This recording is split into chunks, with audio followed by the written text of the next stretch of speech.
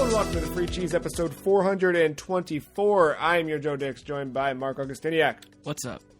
Matt Sellner. Hello. The Free Cheese is a weekly video game podcast about video games, brought to you once a week by thefreecheese.com. This week we're talking turn of the century pop bands, Metroid Dread, cover art, and the differences therein. But first... I don't have a but first. Here's a but first. I was looking through I searched through old podcast outlines to make sure that a question we're going to talk about later on in the show I hadn't already used, because after putting it in the outline, I was like, wait a second, I've done this before. I'm an idiot and don't remember. So I looked it up and then found the only instance of that phrase, which will become apparent later to the listeners, was in an issue of Nintendo Power I had a PDF saved of, which I also have the physical copy of. And it turns out this is the April Fool's edition of Nintendo Power from 2000. And in it, let me put some bookmarkers in here for you. Nintendo Power told us the VBB was coming out. It said here, our Goombas in La La Land have uncovered a tantalizing secret. Hot on the heels of Dolphin and Game Boy Advance comes the next generation Virtual Boy, codenamed VBB.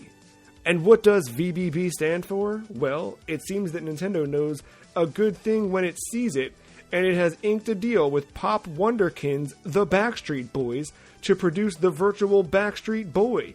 Ah! What new realms of larger-than-life gaming are possible with the virtual Backstreet Boy? Our lips are sealed. So, I read that 3 times before I went back and looked and said, what? Oh, it's an April... Okay, so I fell for it 21 and a half years later. What dumb April Fool's joke that is very much dumb have you fallen for before? Oh, infamously, the Wind Waker remake. I think it was GamePro. Oh.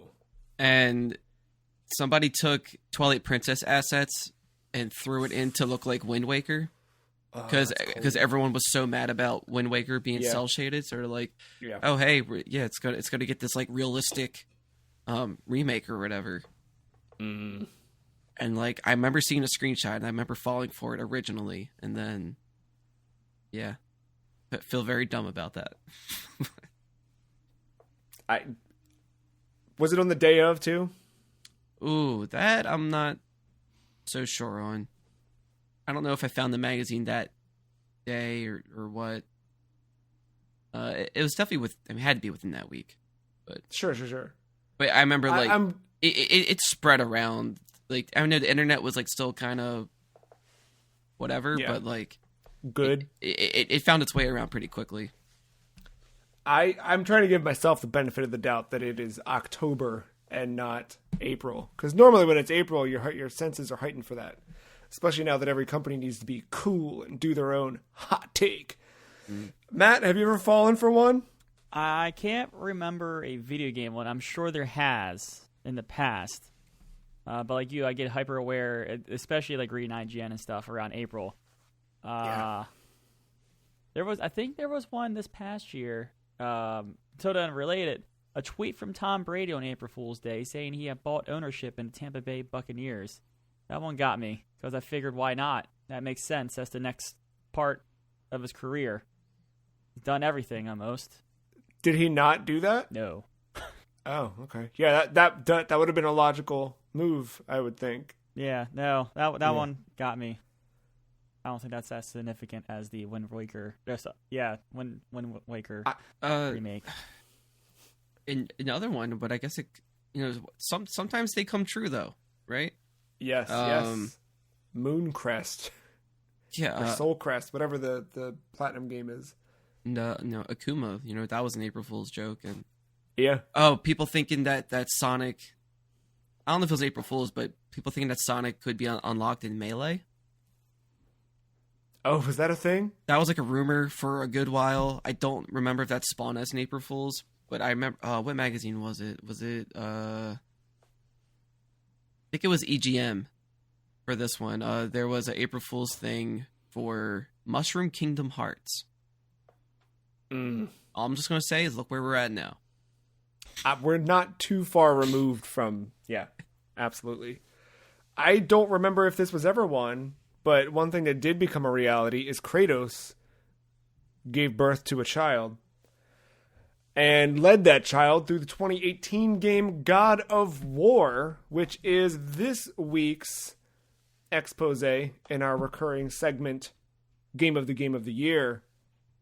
I keep saying it, and I'm going to keep saying it because we're getting closer and closer to the end of this list. But man, when I did the little randomizer today, it is short pickings. So we've only got a few left, a few more weeks of this to explore, our massive ranking of the best games, of our top 5 best games over the last 5 years. God of War won our Game of the Year 2018. Matt, why did God of War win? And why do you think it still deserves a place on this list? I think, one, it played very much like a Dark Souls light. I think I used that phrase back in 2018, both when talking about this game for the first time and during Game of the Year. That behind the back style third person angle with your attacks mapped to the triggers and the shoulder buttons, and like just that style gameplay with parrying and attacking and comboing and kind of at times knowing when to go in and when to not go in. I think that made so much sense in a reboot of such. Not really a reboot, but kind of like a hard reset, kind of like to that series. And it was the first time. Disclosure: I really haven't played many or much of the other God of War games, but I just know from watching footage of it that Kratos likes to yell a lot and not be cool. And this one, it gave him some depth. I think very early on you see him want to yell, but he has changed, which is nice. I think having his son around during the most of the adventure of the game, Atreus, I think there was a nice dynamic relationship with character building there, and then the other cast of characters that you meet along the way as well. But no, I liked the change into Norse mythology. I liked the semi-open world that you got to explore.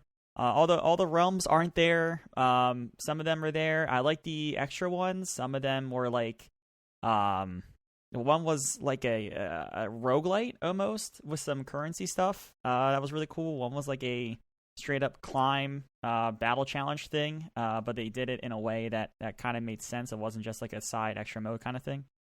But yeah, no, that game was, for it being a AAA game, I think it took me by surprise with how much I did end up liking it, just based off where that franchise came from. I remember a lot of the talk around that, and still, right, is about what was different between this God of War and where God of War had come in the past. Do you feel like then, or even now, I don't know if your opinion shifted at all, but do you think that if this game had been a brand new franchise, it would have had the impact that it did? I don't know. I want to say yes, because I did like the combat and stuff, but I think the narrative wrapped around it, knowing the baggage that Kratos has throughout the journey, I don't want to get into it too much, but like that baggage comes with him in this game very much.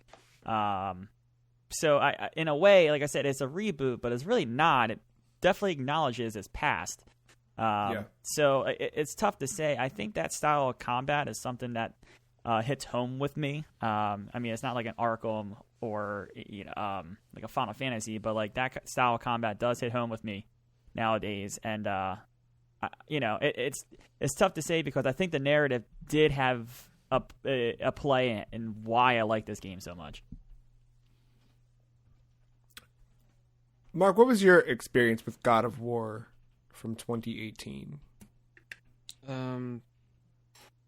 Well, because it was on a PlayStation not too long again. My PlayStation. Just to reiterate for listeners, if you're joining us for the first time, you haven't heard the story before, Mark's PlayStation 4 is historically not the most reliable, particularly when it comes to rest mode. But I know even when I played it, I remember my PS4, like that the fans were on nonstop. Now I never noticed any like impact on performance. I was like pleasantly surprised at hearing how hard that PS4 was working and seeing what was actually on display. I thought that the two things couldn't have been further apart, right? Like I expected when you hear a PlayStation or any machine, any computer to sound like that sounded, that bad stuff's happening on the screen. Not at all. Like it was smooth. It played well. It you know what I mean? Like no stuttering, no hiccups, no tears, no anything like that. However, yes, but in your circumstance. Yeah. Gameplay wise, I did enjoy it. I do think it does a good enough job to bring in new people who've never really played the older ones or are really that aware of them. I think it does give you time to adapt to this new story without having to worry about that so much. So I think they found a good way to balance that, I think, with fan bases. So I think that's pretty cool. I like the idea of having like a dedicated button to another character, or I don't know if it's one button or multiple or however you control Atreus in a way, right? It's just the one. I believe it's a one button. Yeah. But it like once you start learning like techniques and combos and stuff, it's cool just to kind of like string that all together and like compose your own little symphony in a way. And then like between that and like just like the traversing and having the ongoing conversations like in between fights while that's all happening, it just feels so natural. And, like a lot of it doesn't really seem forced. There isn't like a lot of like I don't know, like even though if it's like small conversations, it doesn't feel like it's very throwaway to me. I feel like it's all just a part of just like building the character for more or less. Yeah, those because it suffers from the open world thing, right? Where you're in a canoe and you do have to paddle at times from wherever you're at to the next marker on the map, right? Yeah. But instead of it just feeling like a car ride, it almost has that Final Fantasy 15 feel to it, right? Where like the car ride can mean something, whether it's Final Fantasy 15's case, it's music or listening to the boy band talk. But in this boy band, maybe that's a answer.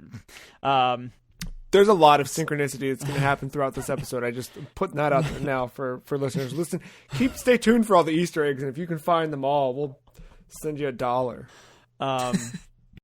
But in this case, it's Atreus, Kratos, and Mimir, and it's world building, but world building that's done in a cool way. I think the little stories they tell, or Mimir mostly is telling, and Atreus is acknowledging the history, and Kratos is like, "Oh, that's interesting. In my world, it'd be something different." But I think that is something interesting, and also I think something that we don't take for credit, or don't. I don't know. I'm saying that wrong, but like the storytelling. You go, Mark. Come back to me because I have another point to make. It's a whole. It relates to something completely different. Sure. One of my favorite things about the gameplay, and a lot of games when you're playing like an action game or like an RPG of some kind, you're usually relying on one specific weapon, or maybe it's multiple weapons. But what I appreciate about this one is that you can fight even without them.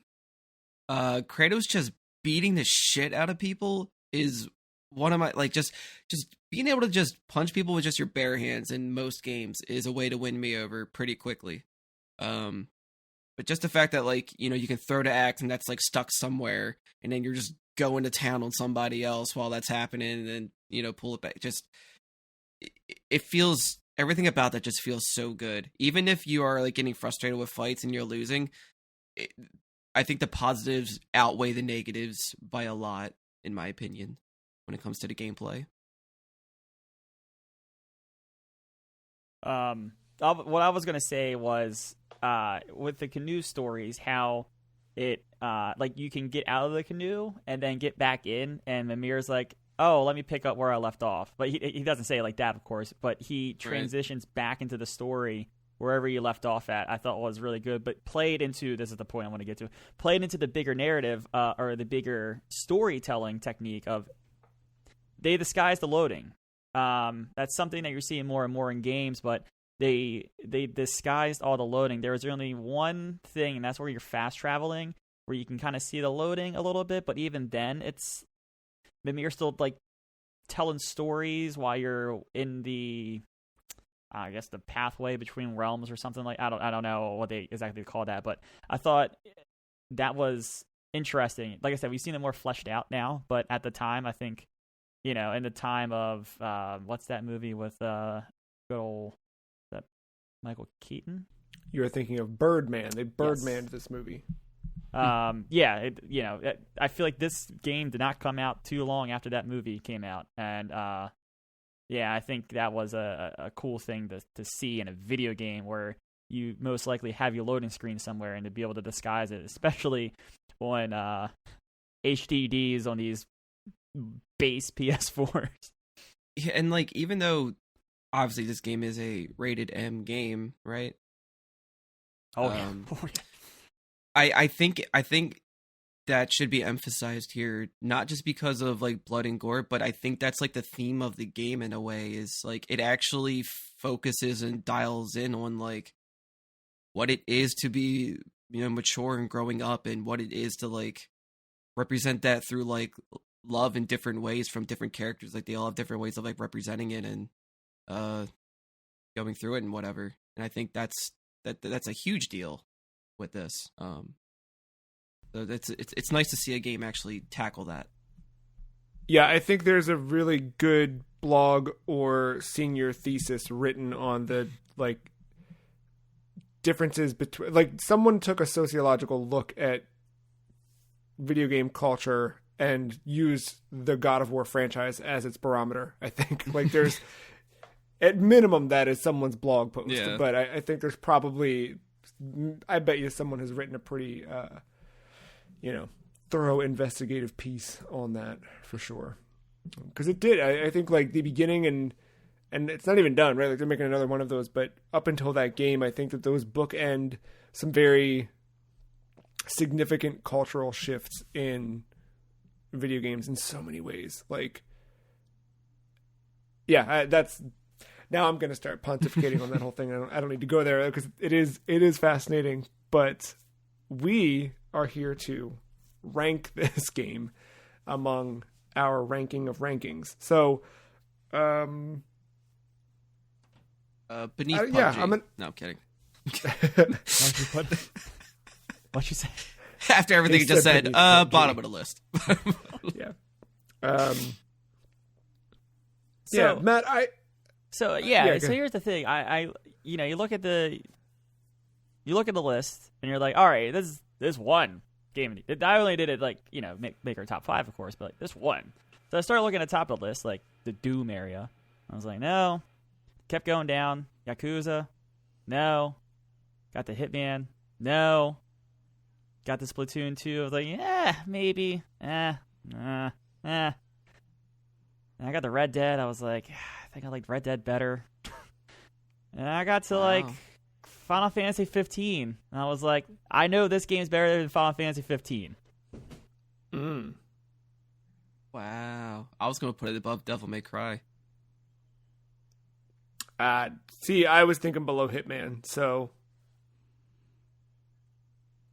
I think this is just one of those cases where this game was good, but as time has gone on, I think there are other games like this that are starting to do it better. It's the same thing with PUBG, right? We said last week, like, PUBG's gameplay loop was the thing that probably put it onto our list, and a little bit of we knew where that game was going to be in history back in late 2017. But playing it now compared to some of its competition might be rough for some people. It is for me personally. What is the competition, if I may ask? I just think you're starting to see more games lean into this kind of behind the back. Not hard. I don't think God of War was. Well, I guess if you play on the hardest difficulty, it can be like this hard ass behind the back style combat, like your Code Veins, your the Surge. I kind of, because of how its combat is, I kind of put it with those Dark Souls, those Souls-like, if I may. And I think that's where some of its competition is coming from. I don't know if they do storytelling and have the backbone of the franchise like, God of War does, but I think that's where you're seeing its competition come from. Makes sense. It is coming to PC. It's breaking news. Soon. Well, not breaking news, but yeah. I'll finally get a chance to probably play it through and have it run better than it did before. So also maybe, I haven't touched this game since I think like 2 weeks before Game of the Year in 2018, because I pretty much, not 100% of course, but I did everything I wanted to do in that game. So maybe the test of time has fallen on the wayside on me, but I just, as I'm going down this list, like there's some games obviously I can't rank it against, like Fire Emblem and things like that, but it's like the games that I played going down the list, like I enjoyed Red Dead Redemption 2, I think, at the end of the day, more than God of War. Sure. For the most, yeah. I'm trying to find a reason why I didn't. See that. And, maybe it stops at Celeste, right? Maybe that's where, depending on the day, I say which one I like better, but my floor is definitely Final Fantasy 15. I think story-wise, I would put it above Red Dead, but I think the longevity of gameplay-wise, like, which one would I get not as sick of quick? Because I think God of War, in a way, suffers from its narrative, in a way.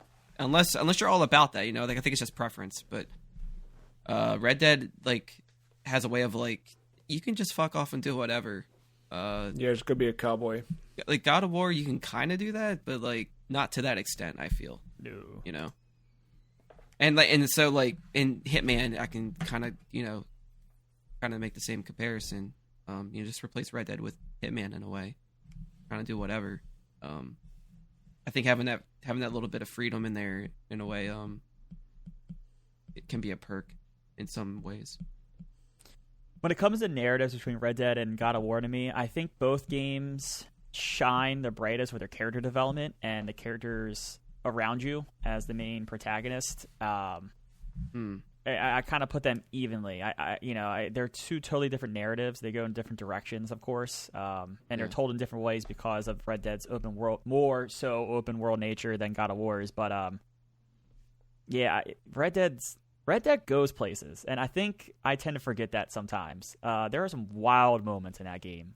And Wild West moments? Yeah. And, dude, that moment of riding down with all the boys to burn that goddamn mansion down, that is a moment I will remember forever, not just because it was in the trailer. If there's, like, one thing I could do for you, like, the greatest gift I could ever give Matt is to hit the lottery and then just buy you a horse and a bunch of friends to go burn down a house. You love that moment so much that I want to be able to give that to you as just a friend-to-friend gift. Is just, let's go commit arson. Get on our horses and arson ride, with reasons, though, because that family was a piece of trash, Yeah. We'll find the right ones, but, All right, I'm convinced it's below Red Dead. That's my new. Is it above or below Celeste, I guess is the next question. Above Celeste. I think that's my coin flip. What do you all think? I say above Celeste, but I say above Celeste. Fine with me. Okay. Kratos is the new gatekeeper for the lower No. end. No, dude, Celeste for real. Celeste forever. Well, there it is. Stay tuned next week, dear listener, as we continue. I think there's only like 5 left. I mean, we are getting there. Plus, we've got a bonus one from Mark to slap in with his free choice card. So we'll find out soon. There's some movements too, right? None of us have played. Oh, Joe, you played yours, but you moved Tony Hawk down. That wasn't like a. Yeah. No surprised by that. Yeah, no big shakeup. Nintendo shook things up last week, announcing the price and date for the expansion pack for Nintendo Switch Online. We knew that the Nintendo 64 and Sega Genesis libraries were going to be added. The surprise part was a new expansion pack for Animal Crossing New Horizons that kind of incorporates gameplay from Happy Home Academy, the old 3DS game, which I think is kind of cool because that game on 3DS, I never played it, but Mark, I mean, that was what, I don't know if it catapulted you to buy the new 3DS, or if it was just kind of happenstance, but I remember you bought the new 3DS together with that game. Yeah, it was kind of in tandem. Yeah, and I think it was because it was like one of the first ways you could get the new 3DS in America. It was right when that game came out. And I remember your experience with that, like, I didn't jump right to it, but I thought that the idea behind that game was cool, right? Like, you were helping to put together houses for different villagers based on their personality types and their preference and all that stuff. And I think they added some things like that to the mobile Animal Crossing, which I remember playing with a little bit. But that's been one of the things in this game that I felt like it was weird that it wasn't there. That it, like, hey, these guys are here. They've got certain things in their house. I give them something and they put it up, but it kind of looks weird. I wish I could just go in and help. Like my favorite villagers, I want them to have a big old house, expand the space, and add arcade machines to the basement, just like mine, or whatever, right?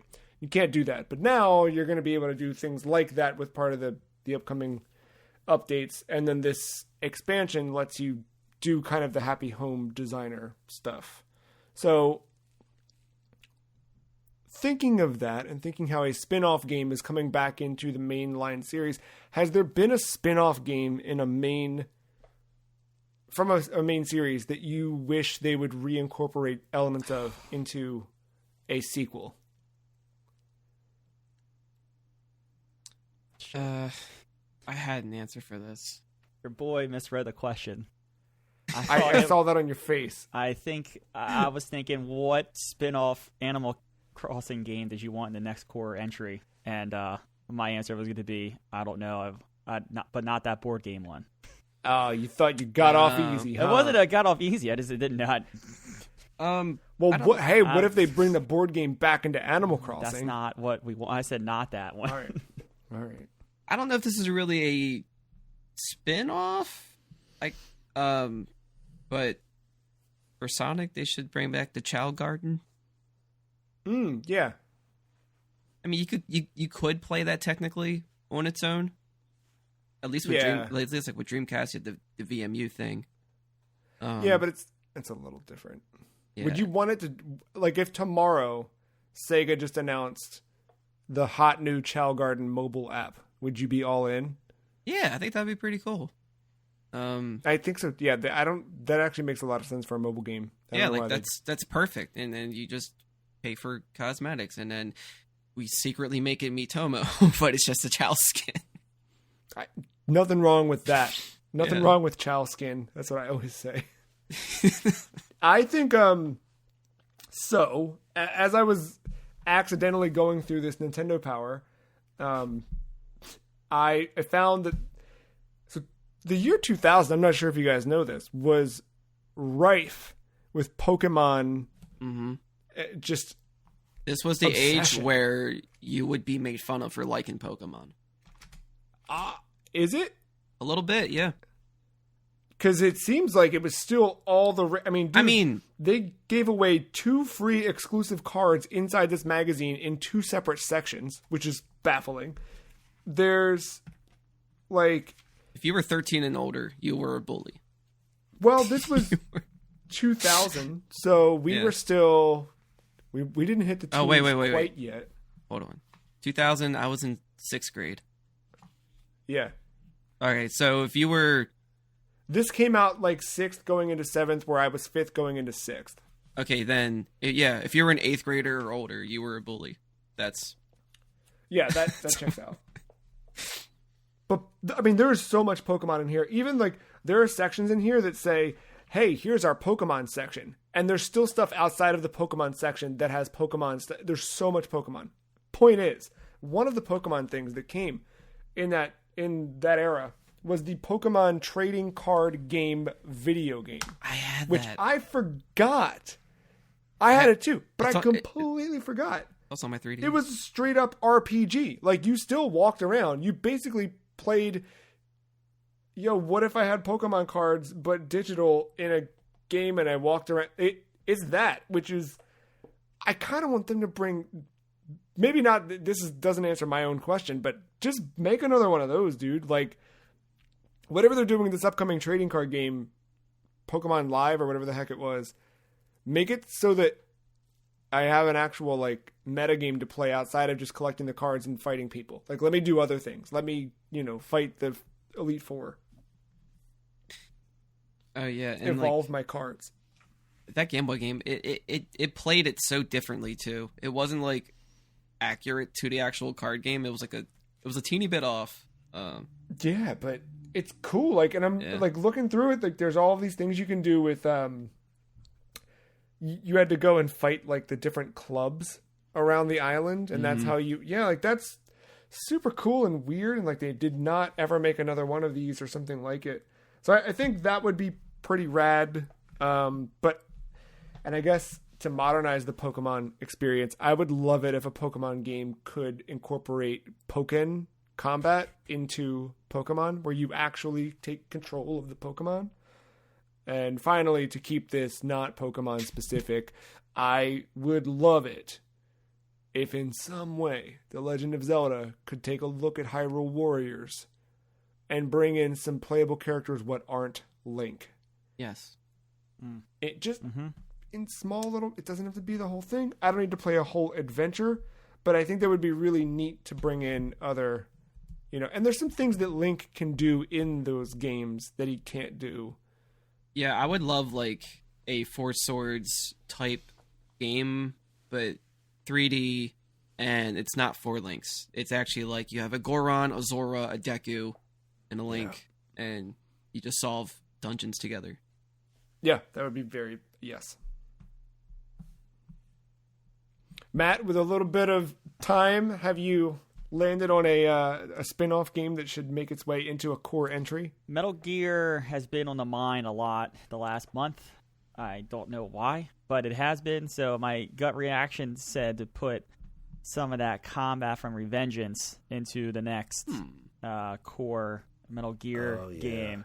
I think you can easily do it because a lot of games are starting to do this dual or multi-main character kind of story.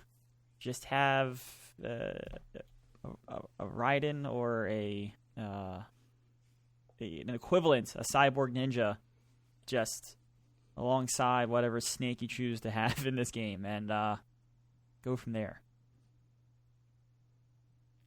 Yeah, I think showing that kind of, like, duality, like being able to jump between multiple, I think that makes it even better of an argument to incorporate it, because it's not the only gameplay method. Could you imagine being like Revolver Ocelot and having Raiden's gameplay, and you're just cutting shit with guns, like with bullets?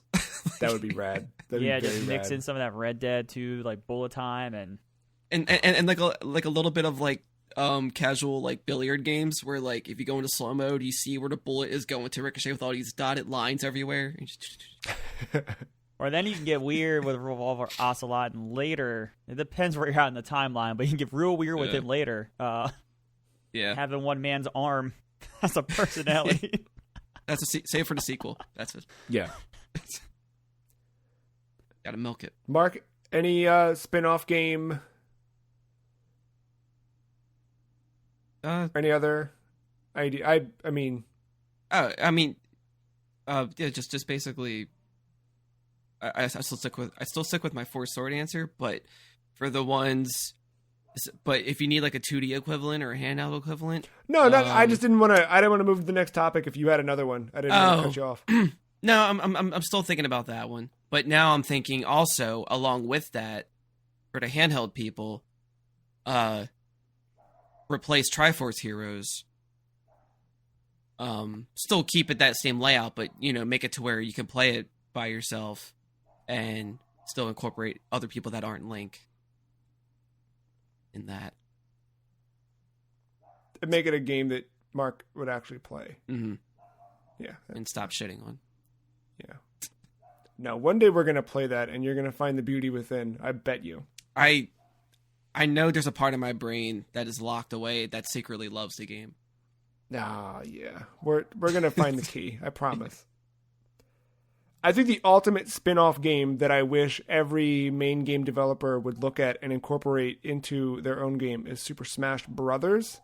And so often there are characters that I think get realized in Super Smash Brothers in a way they were never realized in their own game that I hope gets pulled back in. Like there's been characters and stuff I've tried out that end up, you go and play the actual game and they don't play anything like that. And it's a little bit like playing Bayonetta in Smash and then going back and playing Bayonetta, while still a great game, two totally different things. And, things like that. It sometimes it makes it difficult to jump from one to the other. This week, the final Smash character released, Sora,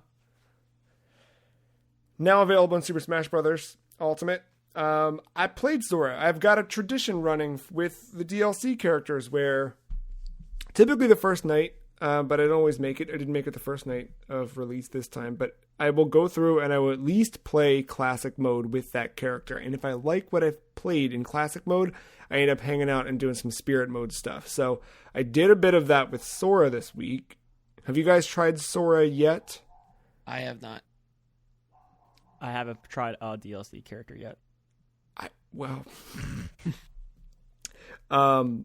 I was very surprised at how Sora feels to play. He is no more complicated than Mario.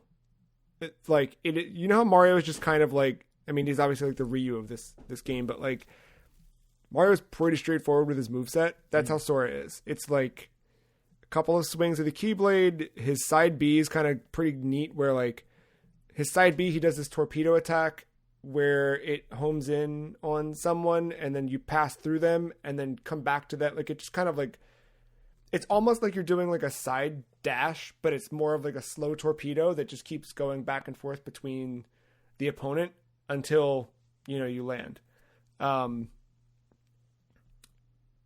The difference though with Sora, because he is that like simple, which is kind of refreshing, honestly, because all of the DLC characters to this point, they've had that like weirdness to them where I think Sakurai has done and the team, I don't want to just give all the credit to Sakurai, but like that the whole dev team has done a really good job at, I think, bringing other movesets and game mechanics that don't make sense in Smash Brothers into Smash Brothers, but it often means that you really have to learn that character in order to, do okay with them.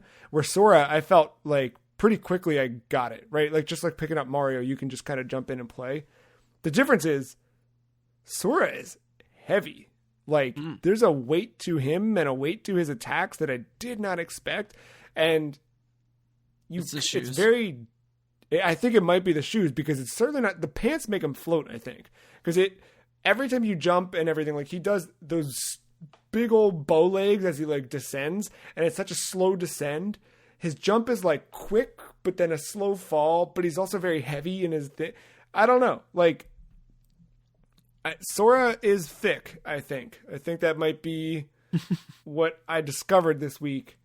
And I naturally, as is Smash Brothers tradition, when I start to have fun with a character in Smash Brothers, I start to think, oh boy, do I need to go further with this? And with Sora, the immediate answer was no. I don't need to go any further with this. I'm good to play as Sora, maybe sometimes, occasionally in Smash Brothers.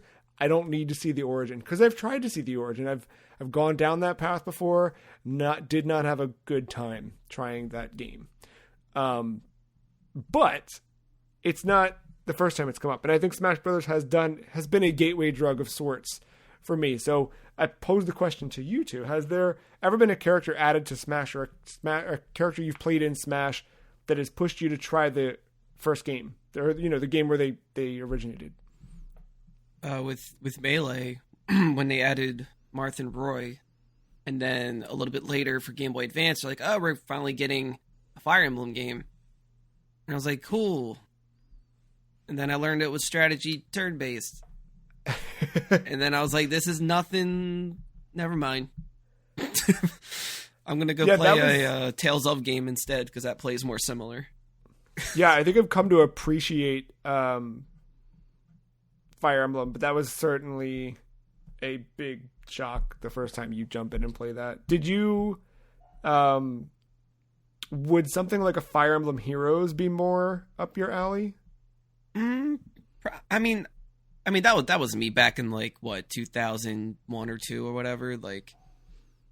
I'm sure I should give Fire Emblem another chance, because I think the most I've ever invested was probably the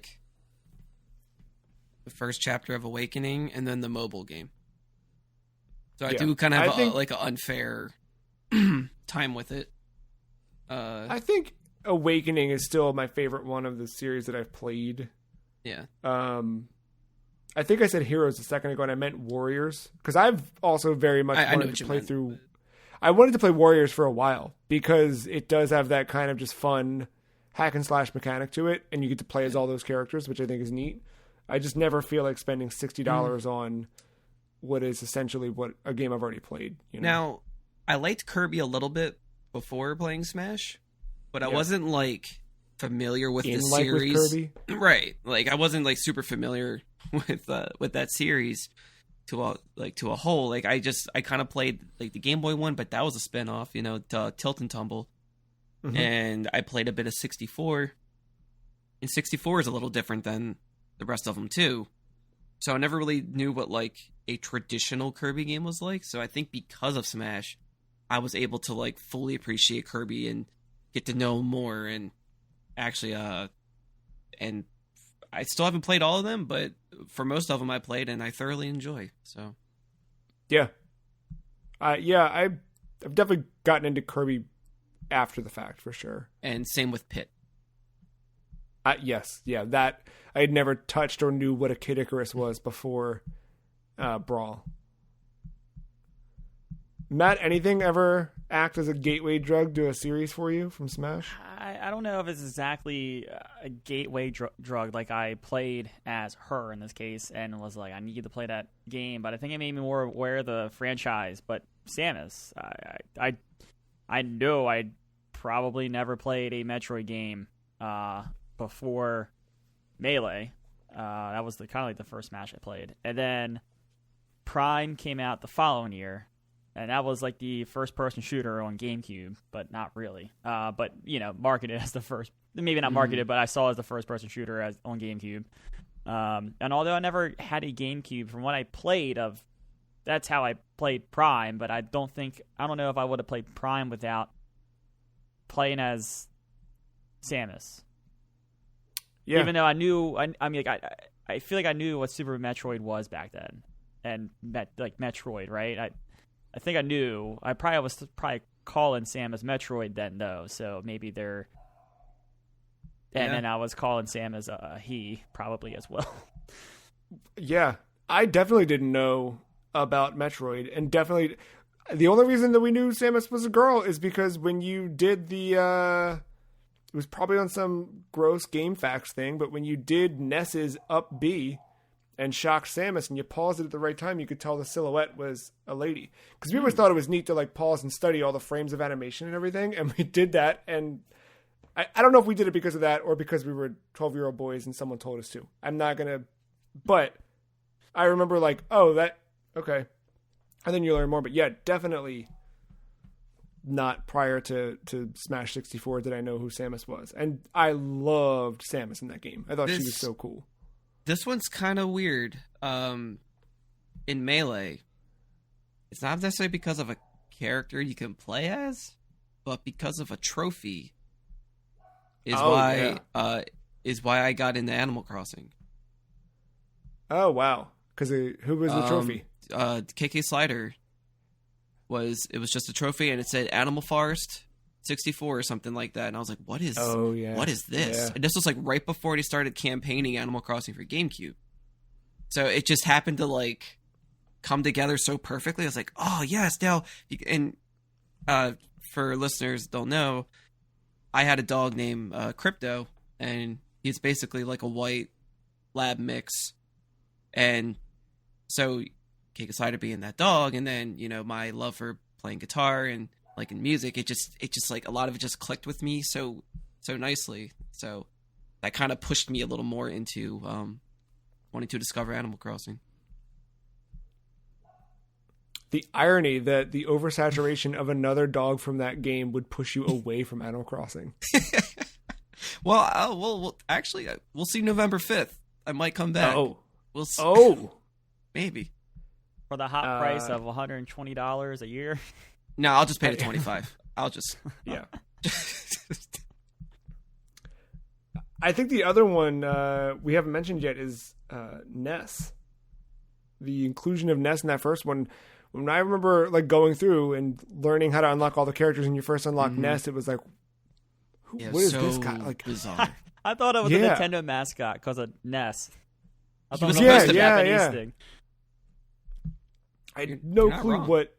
Yeah, and I mean, I wouldn't play Earthbound until a long time, 15 years after playing, maybe longer than that, after playing the original Smash. But Ness was a big one, and Captain Falcon as well. I never played an F-Zero, didn't know what an F-Zero was until Smash Brothers.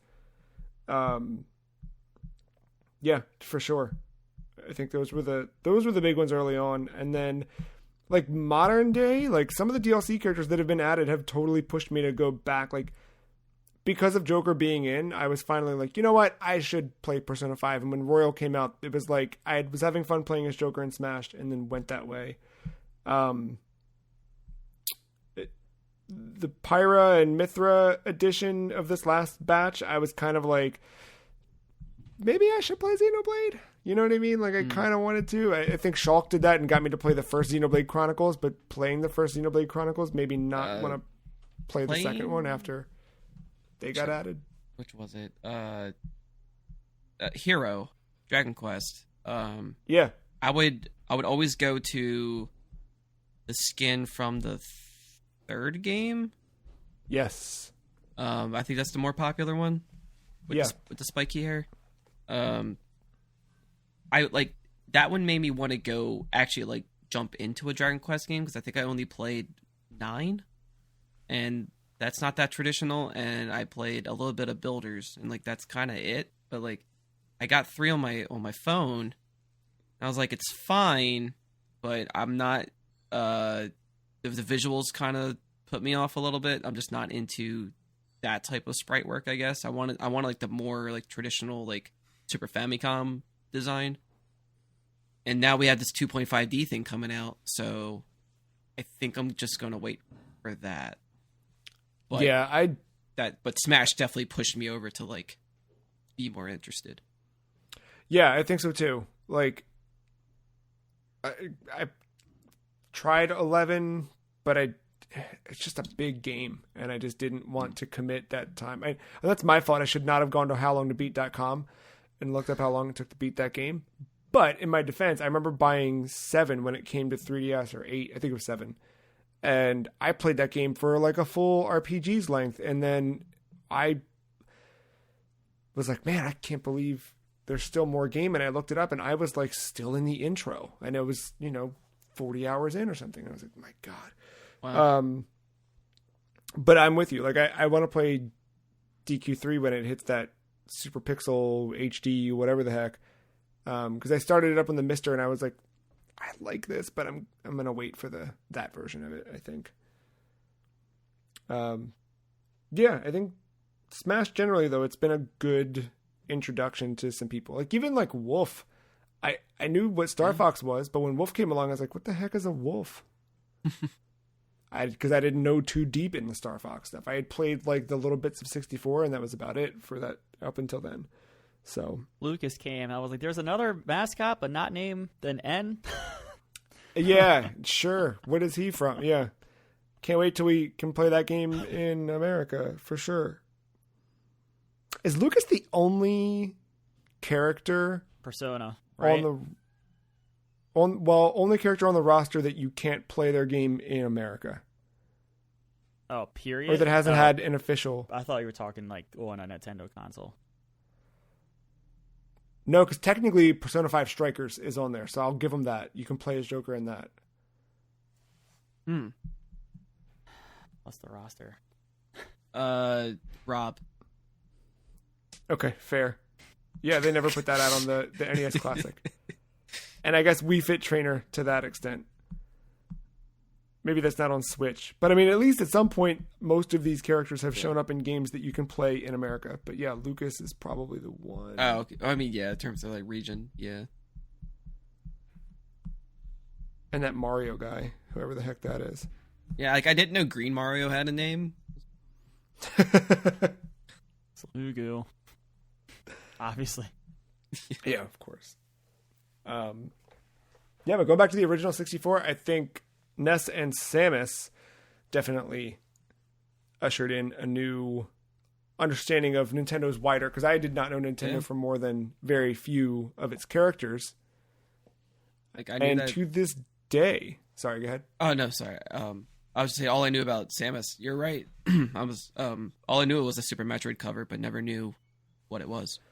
Yeah, what or why. And I remember playing Smash for the first time at a friend's house who had a Super Nintendo, who was really a Nintendo kid, like had all that stuff. And I don't remember him knowing what a Samus was at the time. But now we very much know what a Samus is. So much so that they've made another game. Matt, you wrapped up Metroid Dread in the last week. Yeah. I found my way actually quite easily once I picked it back up. It only took me about 15 minutes, if that, to get myself back to where I needed to be and figure out what I needed to do. Turns out it was a super But you jump. thought you were about right there, right? Yeah. I had one more, I guess what turns out to be one more EMMI to deal with. And then, yeah, it was pretty much at the end of the game. But yeah, I mean, I don't want to get into this too much because I echo pretty much what you said last week about the ending and narrative and all that stuff. But I mean, besides that, I don't know my Metroid lore. I definitely am in the market. I mean, I know they're out there, but I'm definitely going to watch one of those nice. Someone does a nice YouTube recap for about 30 minutes or so that recaps all the lore and stuff that I need.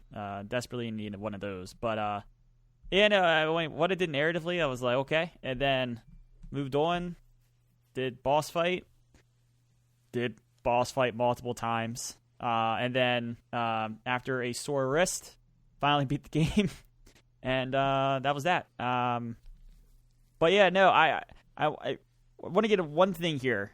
And that is this game desperately needed boss fight health bars badly.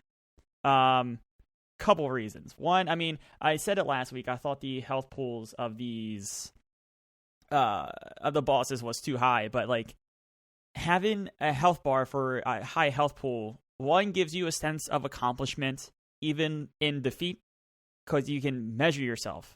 You can measure, oh, I got him down to 2/3 this time. Oh, I got him to halfway down. Oh, I got him to 1/3. And that, like, you know, it's kind of like that Dark Souls thing, right? I've officially back into Dark Souls 3, ladies and gentlemen. I started again last night. That's a fun ride still.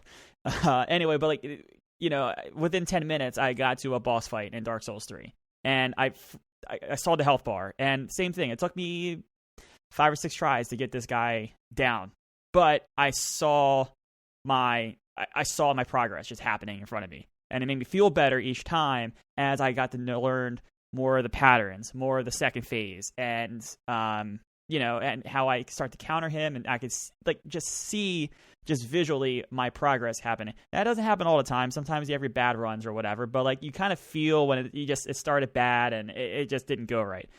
But then the second thing is you get instant feedback on what is working and not working. In this game, these health pools were too high for me to determine if a missile or a laser beam or a powered up shot or holding the missiles and having all 5 hit at the same time was the best method, until I had to count mentally in my head, all right, it only took 40 missiles to take this guy down as opposed to the 120 beam shots or whatever. But then, I don't know, is my rate of fire hitting X a lot faster than me hitting missiles? There's things to that just besides the missile count or whatever that I would have loved to have the instant feedback in the moment, so that way I kind of can, I don't maybe not learn my strategy right away, but get an idea for how to best tackle for my next attempt, or kind of focus on the dodging part as opposed to what's working, what's not working. So I think for those two reasons, I think this game would have hugely benefited in my eyes with some health bars for those bosses. So much so that not that we review games like in numbers much anymore. Even some outlets don't even do that a lot. But it would have taken that step for me from our former rating scale from a 3.5 or 4 to a whole half point up for a 4 or 4.5. I feel that kind of passionate about this change helping the main part of one of my issues, the not brutal boss fights, but unnecessarily long boss fights. Yeah, I feel like that's, I'm sure it's much more complicated than this, but I feel like it's only a few lines of code that could produce this change. And it got me thinking, what other games that you play that after the fact you're man, if they just would have just did a simple little tweak either to UI or a simple change in mechanic. I know simple is tentative, right? But a small tweak to mechanics or whatever would have just, your passion for that game would have just ignited a little bit more. I know this is a tough question, and I know we didn't have as much time as usual with our show notes this week, breaking kayfabe, and I'm struggling to think of another example besides Metroid Dread right now, but is there another game you can think of that immediately comes to mind where, man, they just would have did a small little tweak? I think I will love this game a lot more. I got 2. First one is Breath of the Wild. If they had kept the same sword combat from previous games where the direction you go in dictates the way you swipe your sword, I think I wouldn't have been as salty as I was initially about it. It's just a little thing like that, and just apply that to the other weapons. But I get why it is how it is now, of course. But I always thought it was weird to limit that now, when that was such a good feature that a lot of games didn't really replicate before. Since Ocarina of Time, that was a staple feature, and Wind Waker even Twilight Princess improved beyond it by learning new skills with it. So to have that minimalized, it just felt very backwards to me in terms of controls. So that would be cool to see. But I'm at a point now where I'm fine without it.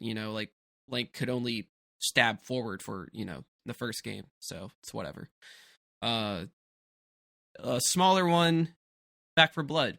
I thought before it was a bug, but turns out it is not a bug, and hopefully it gets addressed. And because I think a lot of people have cried about it enough, or I don't mean that to diss fans, but because I'm with that crowd. But you are not rewarded supply points if you play by yourself, because you have access to every card. You don't have to grind for it,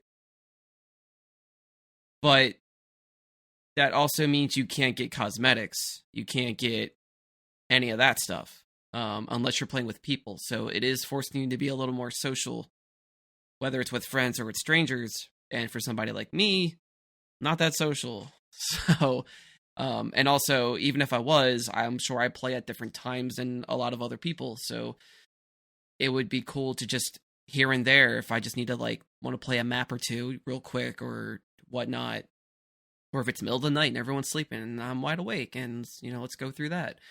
I could play that alone with bots or something. It would be nice to get those points still and whatever. Like, it's cool that you're supplying me the cards, but I honestly didn't know I had access to all the cards, even though there's probably something explaining it. But yeah, like, I would still want to work on supply lines, even if in the off chance that I am playing with other people. I want to be prepared for that too. Because you can make decks for multiple modes.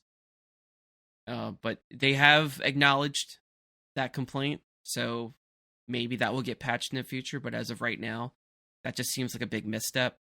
And also the way they're handling the versus mode, it's not like traditional Left 4 Dead with that, where you can run through a map and then just have the other players just bombard you the entire way from going point A to point B. It's just like a horde mode where you're standing in one spot fighting off armies for as long as you can, and that is the only versus mode they have.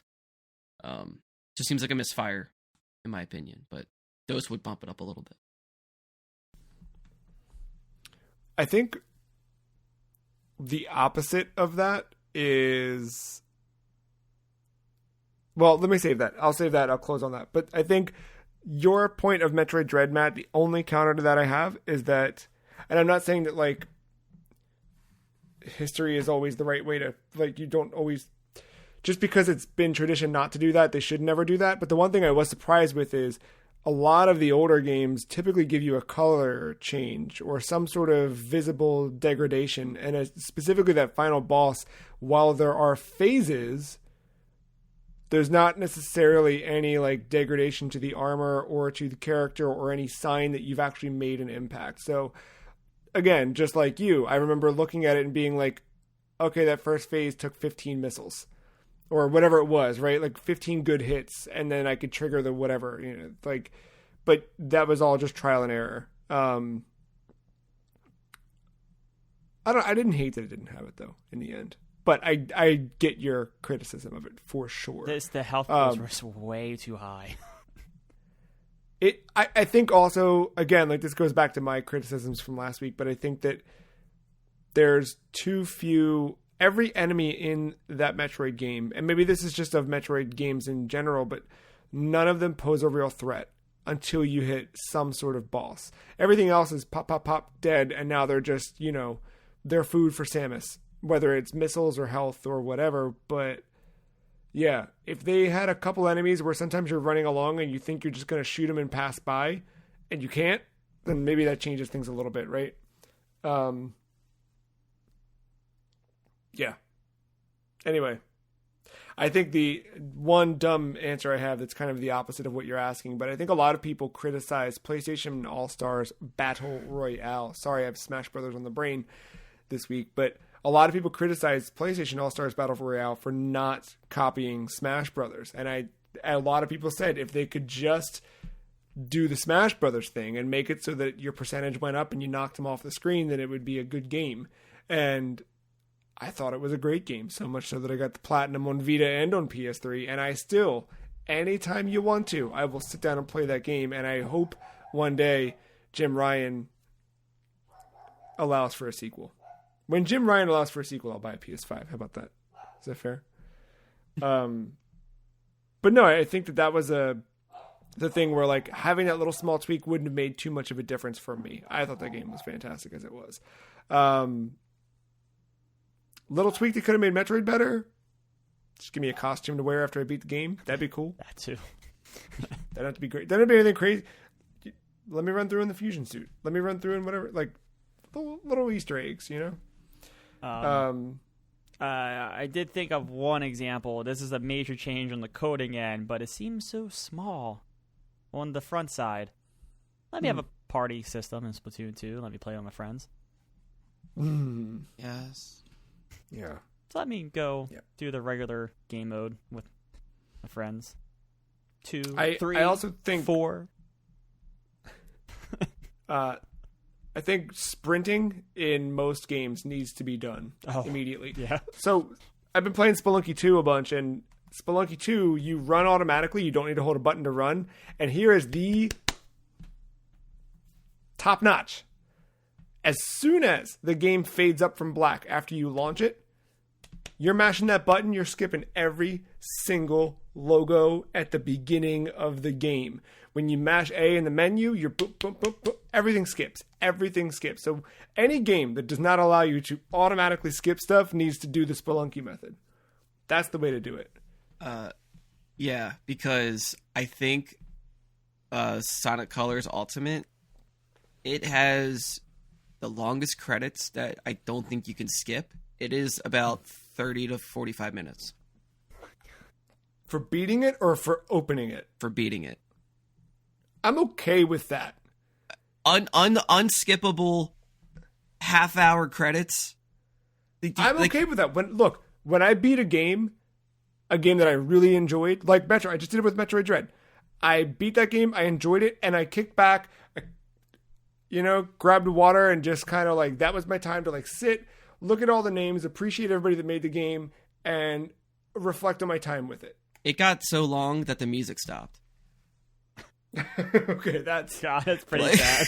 And cause it's not scrolling up where you see a bunch at once. It's coming from the side, and you kind of do like a Smash Brothers thing where you can jump and destroy all the letters the entire time while you're running on like a little rainbow. But like, it's a slow crawl.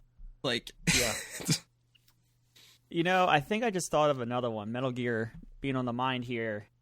I believe, I'm like 95% sure, I could be wrong, but Metal Gear Solid 4 could benefit from a movie mode where you go back and watch the cutscenes in case you get to a point about midway through and you need to go, you had time to wrap up the boss fight and you had 15 minutes afterwards, but that cutscene's been going on for 15 minutes now and you got to get out the door and you might have some friends over and you're trying to get play something else, and then the cutscene keeps going and then an hour later. I think I talked about it on the show before, but we had a very seepy friend. He was always very seepy, and he would literally fall asleep trying to watch those cutscenes. And it got into the habit where he would he'd wake up because all of a sudden the controller was vibrating in his hands, and he'd hit pause because he had control back. He'd call another one of our friends and say, okay, I'm standing outside of this building. What just happened? And that friend had to just recap all of the cutscenes for him because he had paid attention and was awake for him. But he could have benefited from that. He maybe would have liked the game a bit more because of that. Yeah, I believe you can skip them. I don't think skipping is an issue, but I don't think there was a way to go back to watch them without doing like a YouTube thing. Also, I was going to say something else following that. Oh, I think I've said this on air before, but the second time I beat that game, that was in college, and I knew I knew when the end was, and I knew how long the cutscene, about 80 minutes or so. I popped popcorn in anticipation for smart. the ending, and watched it like Smart. a movie. Nice. Sometimes price plays a factor into people liking a game. Maybe if Nintendo stuck to discounts a little better, or permanently marked down prices of their games, they might be enjoyed a little more too. I got a hard time with that one, dude. Only because Pokemon's still full price. I've consistently been happy with Nintendo's games, generally speaking. And I feel like from their standpoint, I'm with you. It sucks, dude. It sucks. Like, there are some games on Wii U that haven't made the jump yet, and I'm like, I want to buy that. And I go and I look, and it's still $60. I'm like, come on, dude. But at the same time, because they don't devalue their games, one, I never feel regret buying a Nintendo game day one. And two, I'm encouraged to play them when I want to play them, right? Where other games come out and I look at it and I'm excited about a game. There's Sonic Colors was a great example. Sonic Colors, I was ready. I set the money aside. I was like, I'm going to buy that the day it comes out. We got stupid talking about Final Fantasy 15 and I spent $40 on that and said, you know what? That was my Sonic Colors money. And you know what? I'll wait till Sonic Colors drops in price. Not because I wasn't excited about it. I was wholly excited, but I just spent my $40 and I'm looking at it like, I know that I'm doing it right now this week with Super Monkey Ball or whatever that new one, the Banana Boys. Banana Boys? That's the one. I'm like, I'll buy Banana Boys when it's $20. because I know it'll be $20. And then I feel like, am I missing out on an experience right now? I might be loving Banana Boys. Am I gonna? And I also feel like sometimes if I do that, then it's the game pacification of things, where I'm like, you know what? I don't feel like playing this. I only paid $5 for it anyway. And I feel like I end up devaluing a game in that sense, where I've definitely been, it's my own thing. I'm not saying I'm correct in it, but I definitely have those mental approaches to things where like something's on Game Pass that I didn't have to pay for, quote unquote. Right. I'm like, whatever. Yeah, I mean, it's a case by case basis, right? Like I think it depends on the game and how strong you feel about it and all that too. But for like 2 weeks now, I've sat on the 3DS eShop store, almost ready to pull the trigger on getting the Luigi's Mansion remake for 3DS, but it's still $40 because I don't feel like paying some asshole $50 or $60 online for a case of that because Nintendo doesn't put down their prices anymore. The value of that game goes up everywhere else used. So I'm just like, fuck it. I'm just not gonna do it then. But the 3DS ones, the 3DS and Wii U, those I'm 100% with you. Like I've wanted to play Fire Emblem Shadows of Valencia for a long time, and I just haven't because I'm like, $40, and you start to talk. You're in your head. You're like, I know what the game is, and then you talk yourself out of it because of where it's at. So yeah, I get that. And also like Dark Moon is one of their greatest hits ones. That's like $20, and like Dark Moon sucks. Like it's a totally different game. Like everyone loves this remake. Like it gets high praises everywhere, and also it kind of fucks up the timeline a little bit because EGAD goes back in time and sends you Guigi. So it's like, okay. There's a lot going on here. It's and I really want to play, but I don't want to pay $40. I'm checking. Yeah, no. I'm looking on, so store.nintendo.com has all of its... It's like, how come that one wasn't like a greatest hits thing, you know? Like, that's all you had to do. Triforce Heroes is still $40. Yokai Watch, which is third party, is still $40, but marked down to $20. But, I mean, yeah, dude, yes. Very much so. Chibi Robo Ziplash is $29.99 without the amiibo. Amiibo sold separately, where it used to be included in the pack. Yes. I hear you. Just for that specific situation, I'm just like, ugh. But no. But because of that, I would say that Nintendo is, living larger than life in some cases. Yes. Sorry. I was making a sandwich and putting podcast notes together, and a song popped in my head, and therefore I ask you too, what is the Backstreet Boys of video games? The Crash Bandicoot franchise. Okay. I can't piece the logic on that one. So that's okay. Elaborate. Cat meowing all around me. So, I'm thinking in terms of similar pathways, right? So the PlayStation 1 very much, that was their mascot, trying to take on, literally in commercials, Mario. You have to remember, Backstreet Boys' main competition went NSYNC. I'm not saying that NSYNC was better than Backstreet Boys because I don't want to start a war, because I do feel the other way, but for sake, there were two rivals, and this was PlayStation's rival. Had some great games, 1, 2, and 3. Just like, Backstreet Boys, Millennium. Who can forget what an album, right? Backstreet's Back, all those good hits. And then start to fade away. And then, like, Wrath of Cortex. Never played it, or it's not that great. Some other Activision-owned Crash Bandicoot games. Not that great. Backstreet Boys starts to fade away a little bit. I'm never listened to albums, don't know if they're any good or not, but the fact that I never listened to them must say something, right? Maybe my music taste changed, or they're not as good as they used to be. I don't know. And then it doesn't go away for a while, much like Crash Bandicoot did. Just go away. And then a comeback tour. Almost like a remaster of some games. And then they started pumping out new albums. They're kind of back mainstream. Crash Bandicoot kind of mainstream again. It's hanging around. Backstreet Boys hanging around in the music scene. I don't know Justin Bieber or anything, but they're hanging around. Crash Bandicoot had that the racing game remastered, and then they got a whole new sequel. And they're just hanging around. And Activision might do something else with that series. Backstreet Boys, they are releasing a Christmas album, it turns out, later this year. So, very similar. When is the Crash Bandicoot Christmas game then? I don't know. But hopefully, someone in Activision that's not making a Call of Duty game might be doing a sequel that has a Christmas-themed level. That's a pretty good oxymoron you threw out there, dude. Thank you. All right, you've proven to me that Crash Bandicoot is the Backstreet Boys of video games. But Mark, can you counter Matt? What is the Backstreet Boys of video games? I'm for almost similar reasons, but not as elaborate. Which that was very well. Thank you. That was a very thorough answer. Yeah. So kudos. Star Fox. Okay.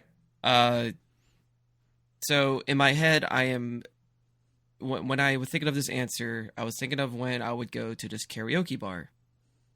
And whenever anybody would play Backstreet Boys there, it would only be one song. I Want It That Way.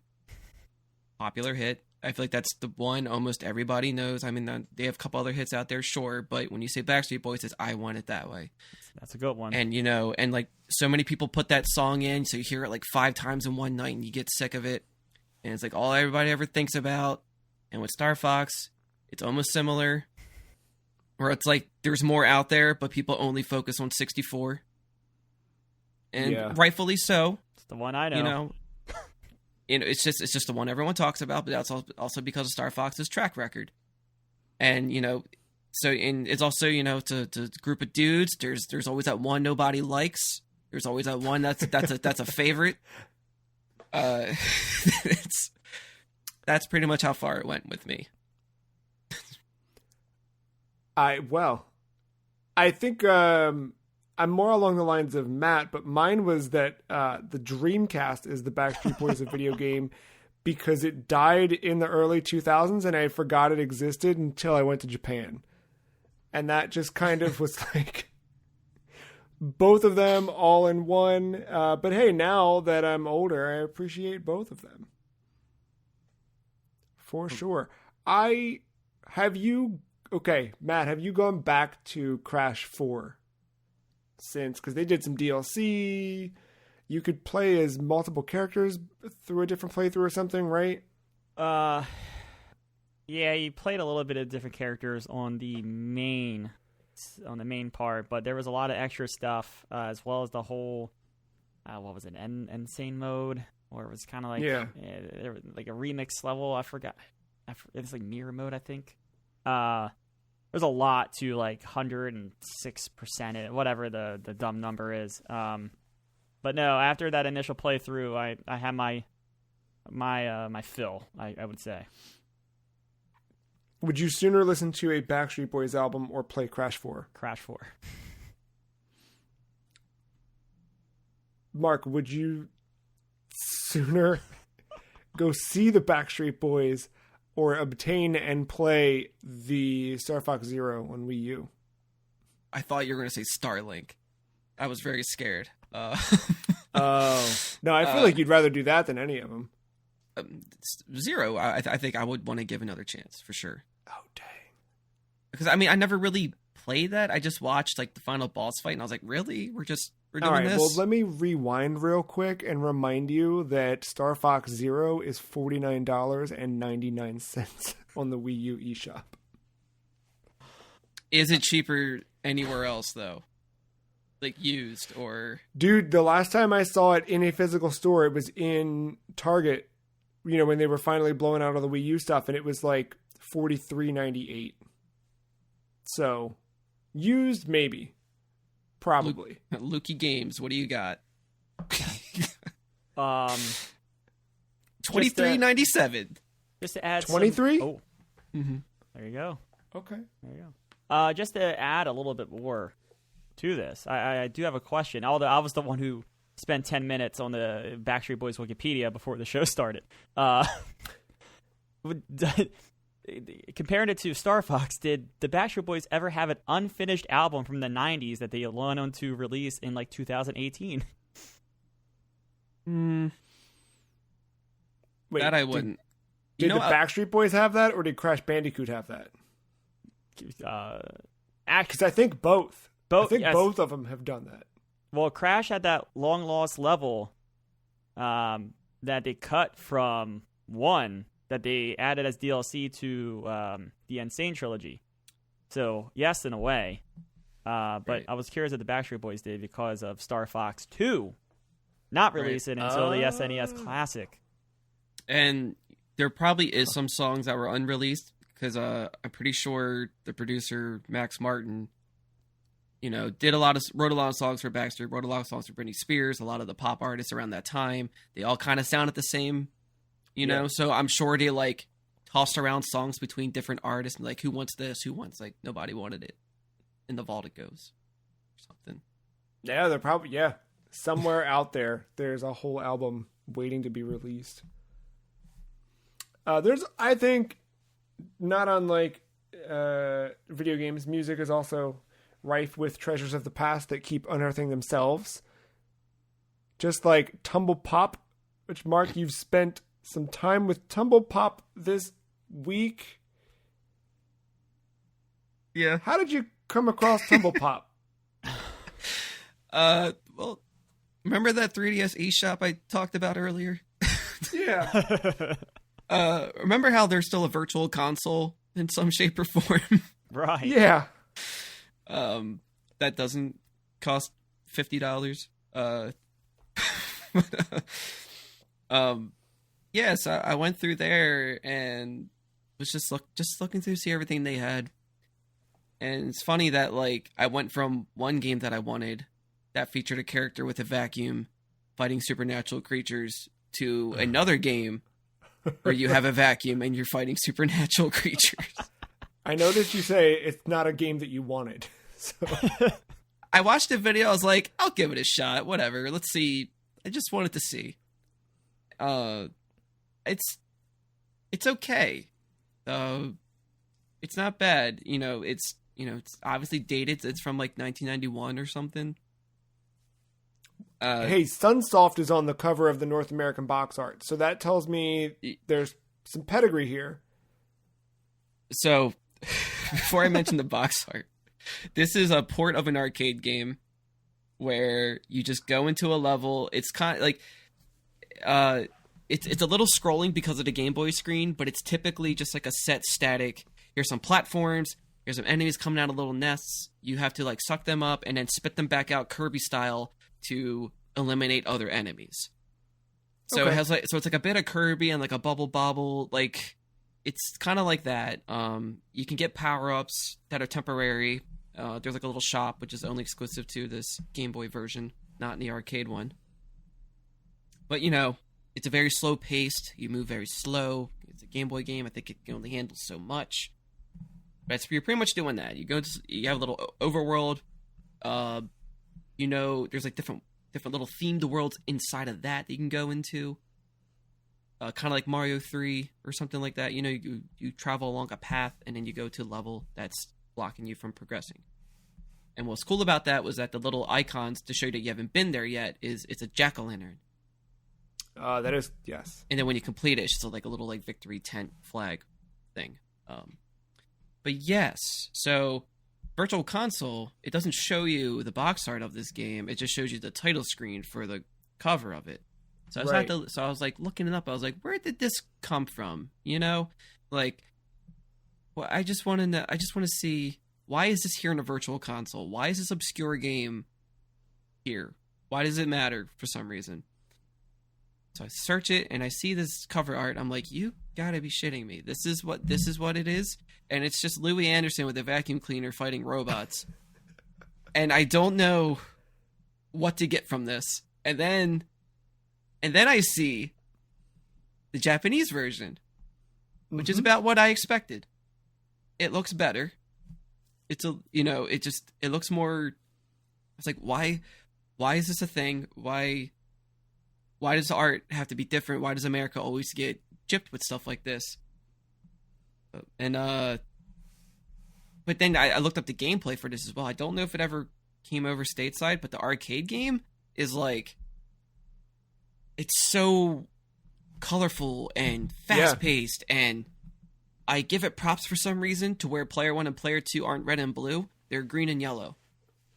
I like that. Doesn't happen a lot. That's usually player 3, player 4 type stuff.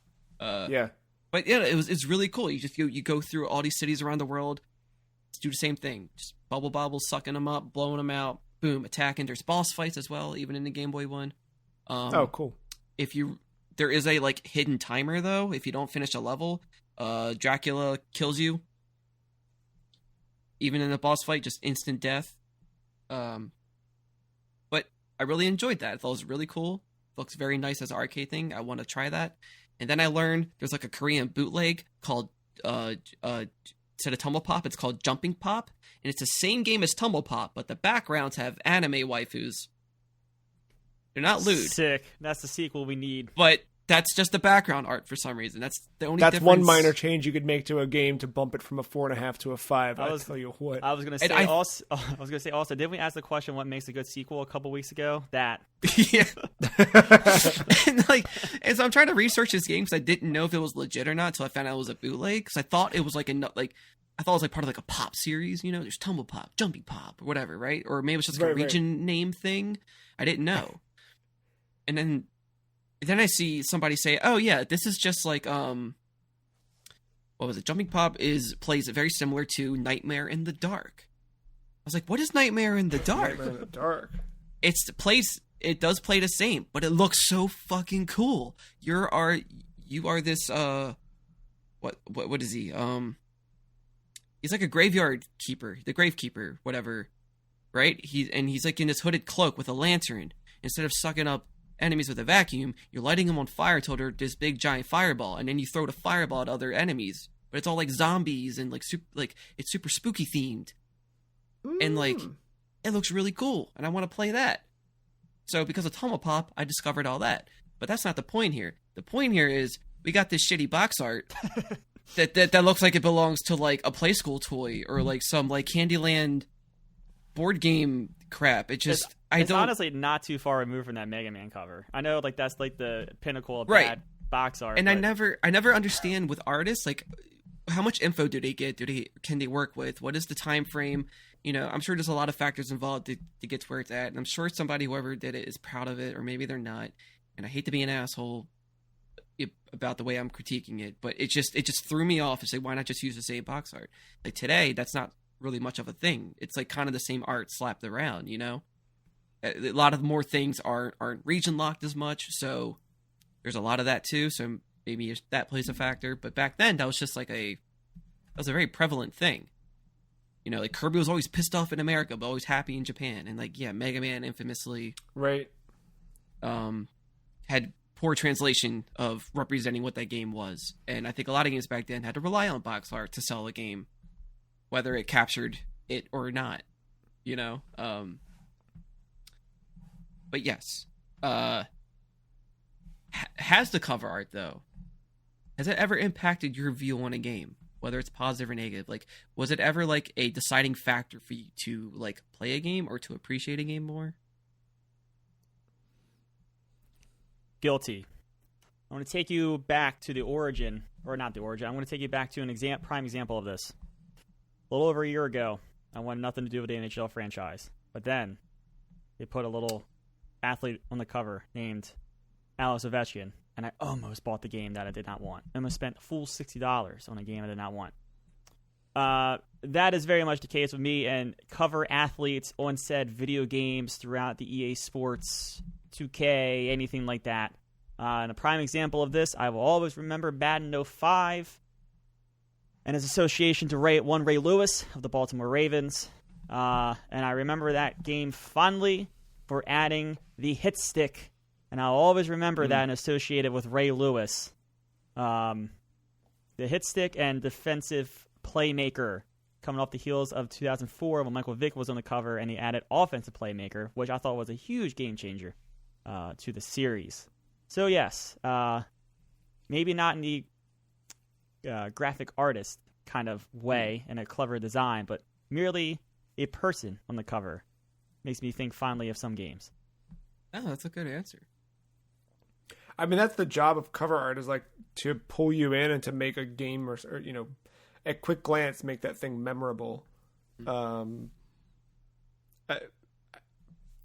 This is a weird one, but like going through, because we in America never really had exposure to TurboGrafx 16. Like, it was here, but it was not the prevalent console, so I didn't discover any of that stuff until years later. But now, through emulation and through the Mister, although the Mister is just a list of, titles, but looking at, because I've done this for sure, where I've literally, I don't know where to start with TurboGrafx, and there's so many blogs and so many places you can look for that stuff, but everyone kind of always says the same 16 games, right? Like, there's probably a list of 30, everyone's best 30 or best 50, but it's really always like the same 16 that are exactly on every list, and I've tried them, and they're good, but I want the experience on a platform I never owned that I may have had as a kid wandering into a Blockbuster, where I would have had that like, oh, that looks cool. So I've done that, and I think that, broadly speaking, on the TurboGrafx 16, just scrolling through and looking at box art, I've then gone and sought out those games and then played them and whatever. So stuff like Devil's Crush, I think it totally, like, I was pulled in to stuff like that, and it ended up being such a rad game in a positive way. On the other side, I think there's been some PC Engine games where I've been like, this looks cool. What game is this? And then it's Mahjong. Like, or that's so true. Yeah, like you get really stoked about like, oh man, this looks cool. There's like a demon and a skull, and what's this? And it's like, it's a top-down strategy game where all of the menus are in kana, and I don't understand. I don't know what idea what any of this is. When I was a kid, I think two really negative examples. I think everybody has those stories where like someone got you something because they saw the cover and whatever. And I think Home Alone 2 for the Nintendo Entertainment System is a very bad example, where the cover of it is just Macaulay Culkin, Joe Pesci, and Daniel Stern, and it is not at all like that in the game, not one bit. Same thing with Yoshi for the NES. Yoshi, the box art is just a yellow box with Yoshi dead center. It says the word Yoshi, and then there's little bloopers and eggs and other Mario related items. And when you see that, you may think, oh, it's a game where I play as Yoshi, when in fact, it's a weird puzzle game that is not unlike Dr. Mario, but very much not Dr. Mario, and just very, not a great time. Yeah, but mine's a little weird. I went all over the place with it, but like, I was always drawn to like the more like, just like hand-drawn art pieces or something like cartoony or what have you. Especially like back in like, going to Blockbuster, and it's like, what's going to reach out at you. And it's like, it didn't play most, like Super Nintendo was like kind of one thing, but like 64 felt really hit the most, where like, if you're just a title on a box, I am not wasting time on you, buddy. Like I'll look on the back of the box, try to see a screenshot, and it's like, that's just not enough for me. I'm sorry. What's this? Chameleon Twist? All right, I'm in. Or yeah, and or like around that time, it was weird though, because like another one was Mega Man Legends, but for 64, it was just Mega Man 64. I think is what it was called, or Mega Man Legends 64. I forget, but that one was a little weird because I remember getting prepared for that via Nintendo Power. I was like, all right, this is cool 2D art. Like, I like how this character looks, and the game looks pretty cool too. But then, like, I can't remember. Yeah, like the cartridge art though is like a CG render of the character that is never in the game. And back then, I think a lot of games did that. You had like a CG render that was nicer than the actual models in the game. And so they could add a level of detail that you just wouldn't see or appreciate anywhere else. So like that still kind of stood out to me in a way. And then once it got to like the PS2 era, we just started slapping the CG character on the front of the box. Yep. And like what stands out to me every time is Resident Evil 4. And like we just get Leon just holding a gun, just being all cool, but then like the European version is this fucking cool ass red and black woods with just a silhouette of a chainsaw guy or something, just standing there. It's like, why didn't we get that? Or like Eco, you know, we just get characters slapped on the front, just standing there. Japan gets like a inspired like painting, like it's so like cool and like has its own palette and like colorful, and it's just like this whole like world building piece. Like it's, those stand out to me way more, and I'm always sad we never get those. But the one time we did win, even though it wasn't accurate of the game, Tumble Pop. It's Tumble Pop. And aside from that, it was Turtles in Time for Super Nintendo, because that box art is so fucking bombing. It beats ass. I love it every time. They're so grotesque and scary looking. These are like steroid turtles. They're just flying around the portal ready to like tear you to shreds. Yeah. The game looks nothing like that, but I love it. And No, Japan, but the box art, yeah. Japan just gets normal cartoon turtles from the 90s that look like the game, which is accurate, but it's not as exciting. They're just standing there. No. So we definitely won that one. Like, and I'm happy about that. But that's one of my favorite box arts to this day. It's so brutal. I similarly like the NES box art for Turtles threw me off because they're all it's from the comic, so they're all like, I was like, why are there 4 Raphaels? Oh, right, yeah. That messed me up as a kid, and it's like I saw it, but then like never questioned it. I'm just like, oh yeah, that's weird. Yeah, just pop it in. It's like maybe it's just like a misprint or something. And then like then we started going cartoony after that. Yeah, the other NES success story for me, which is a tired story for longtime listeners and for you too, so I won't go too deep. But Castlevania, if you recall, or if you haven't heard the story before, I had that cartridge and it never worked. But I'd stare longingly at Dracula looking down over Simon in front of the castle and just wonder what secrets awaited me inside of this magical piece of gray plastic. But that one I thought was just so alluring and creepy, and even the way that Dracula looked on there, like I was just having this conversation the other day about stuff that scared us as kids that maybe didn't need to. And like for me, I remember being terrified of, I had these like encyclopedias for kids, and the like book 0 or whatever that sat on the far left, where if you're looking at the side, because I had like a hanging shelf on my wall where you could see the back cover of it. So when I was sleeping, I could see the back cover of the one that was an encyclopedia for fairy tales, and it had like little paintings and everything on the backs of them. And yeah, that one had the big bad wolf on the back. And I remember like getting nightmares and being terrified of that wolf. And like, I feel like subsequently through like growing up, like if I ever had like a stress in my life or something like that carried its way into a dream, the nightmare was always like a werewolf or something like that because of that stupid book. But while that Castlevania cartridge haunted me, I don't remember ever being like afraid of it. It was like I was scared of it in a cool way. You know what I mean? Yeah. Like, ooh, that's scary and cool. Yeah. I think back like Zelda is another weird one where like the NES ones, like, so we had the Famicom had, I think it actually showed Link on the label art, but like for us it's just that shield or that sword, like it's just like a relic or like an item, kind of like Final Fantasy, like for NES, where it's just like the 2 weapons, like a sword and an axe and whatever.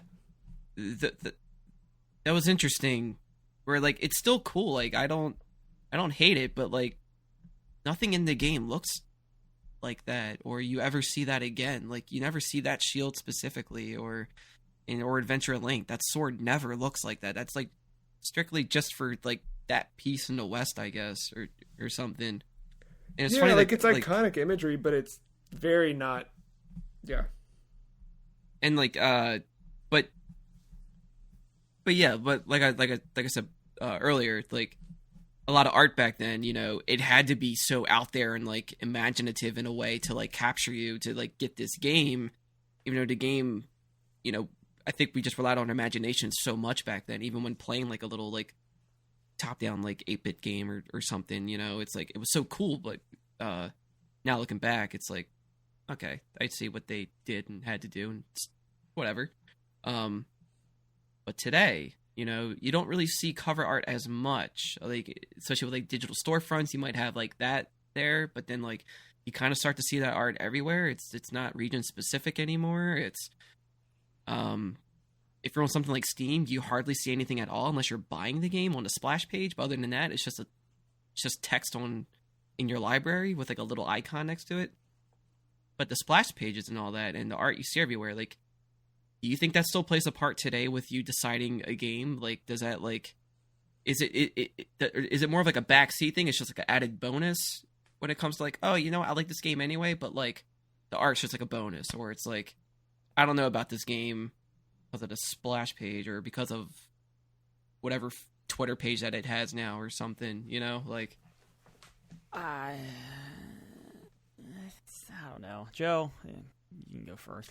I think it's nice when something has that, but I don't like refuse to buy a game because the icon on my home screen looks dumb. It's the whole form about that. Yeah. No, there've definitely been moments where I go to buy something and you look at it in the eShop or wherever and you're like, oh, cool. And then it installs and you're like, what is that? But yeah, I think at this point it's an added bonus. I find myself often now,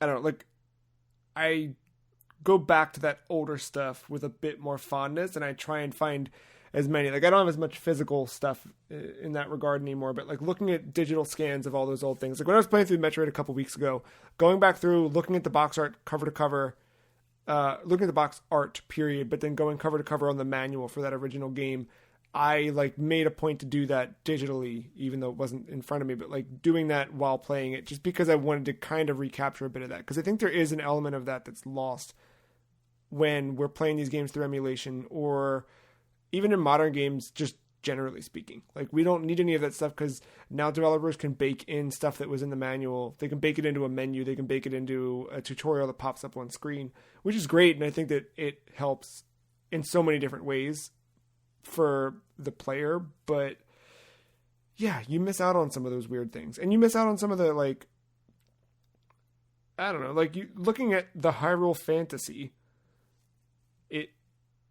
it shows Link crouching and it's that very cartoony style because they very much wanted to capture the Lord of the Rings or whatever, the Hobbit animated series. Like that was their inspiration for that art. Where in the West, they wanted to go for something else, and they had to because they still had to be careful in the West with how they marketed things in fear of another crash. So they had to be very particular with how they pushed this stuff and made sure that people were, finding it and being attracted to it. So I think that I think today it's equally as important because there's too many games now. Mm-hmm. Like we all have similar enough interests in just general things, right? Like we all have our own little special subsections, but even us week to week, it is a surprise when any of us have played the same thing because there's just so much to play all of the time. And even when we have like that Sonic Colors is a good example where I went into that week, like ready. And like you talking about it, Mark, I was like, dude, double ready, buying it right now. And then I didn't.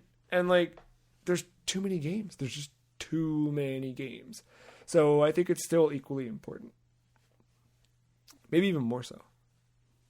Yeah. I don't think it... Marketing.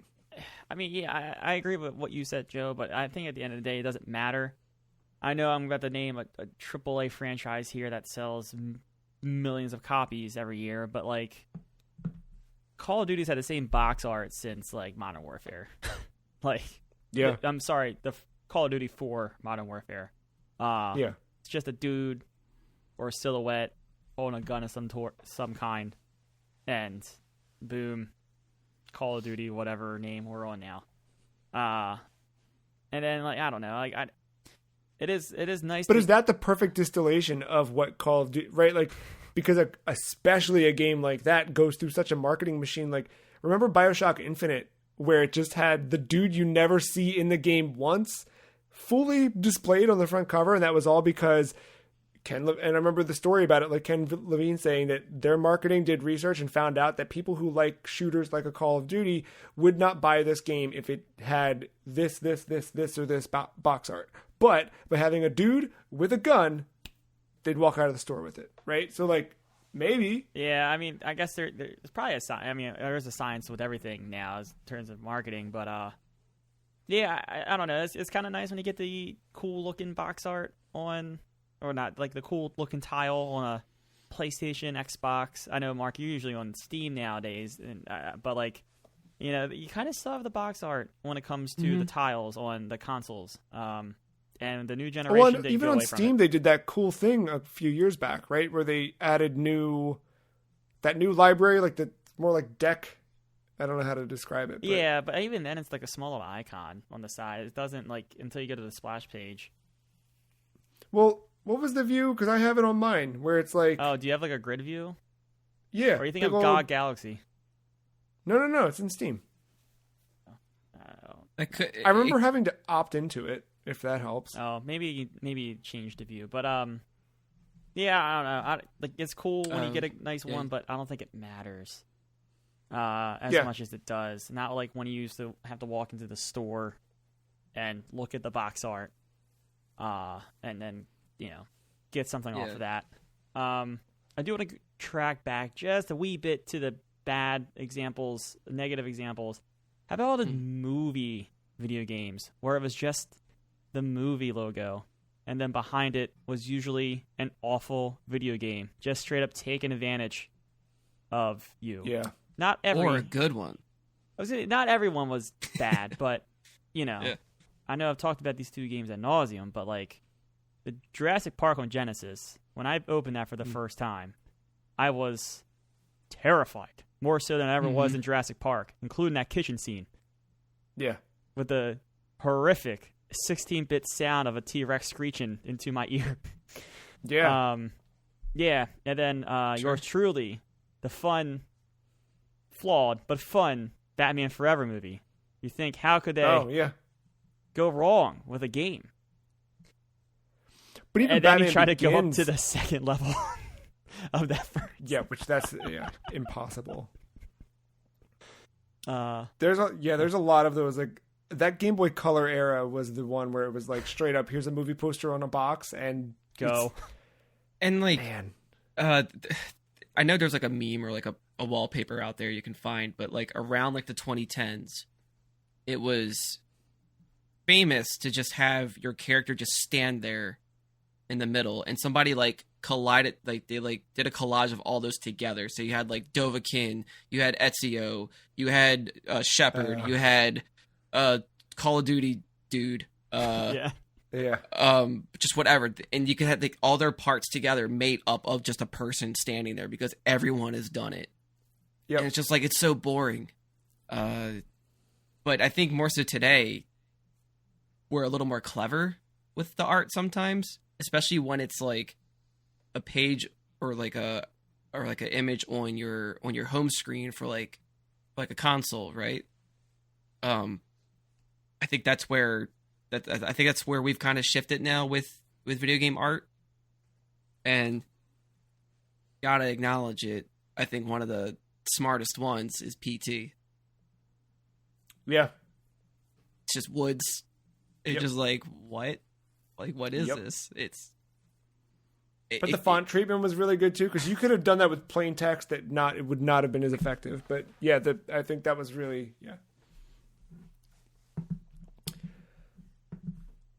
Before our next episode, we will celebrate Halloween.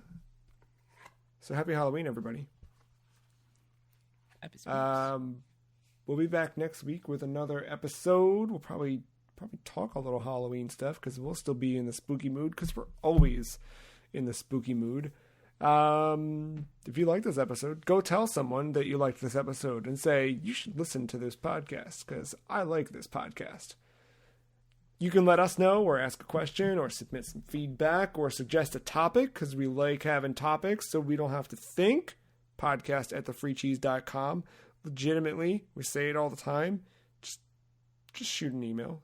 It's cool. It won't hurt. It's free to do it too. Don't cost you nothing. You can get 16 JPEGs for the cost of what you can get us sending an email. You know what? Send us an email and we'll send you 16 JPEGs. How about that? What'll they be? I don't know. We'll find out. We'll find out together on that one. If you like Twitter, you shouldn't, but you can follow stuff. @SomeFreeCheese is the podcast that spits out the automated thing that says a new episode's available. Mark is @Aug_mental. Matt is @MattyIce131. I will stop pushing my political agenda. You're welcome. That's all I got for now. Until next week. I don't know. Matt, send us out.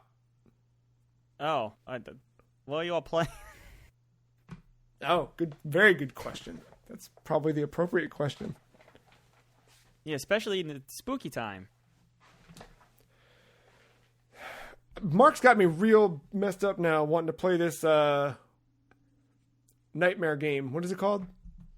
Nightmare in the Dark. Yeah, Nightmare in the Dark, except it is only ever released on Neo Geo, and I cannot find that it's ever been ported to anything. So I got to figure out if I can get it to run on the Mister or not, and I don't think I can, and I'm upset.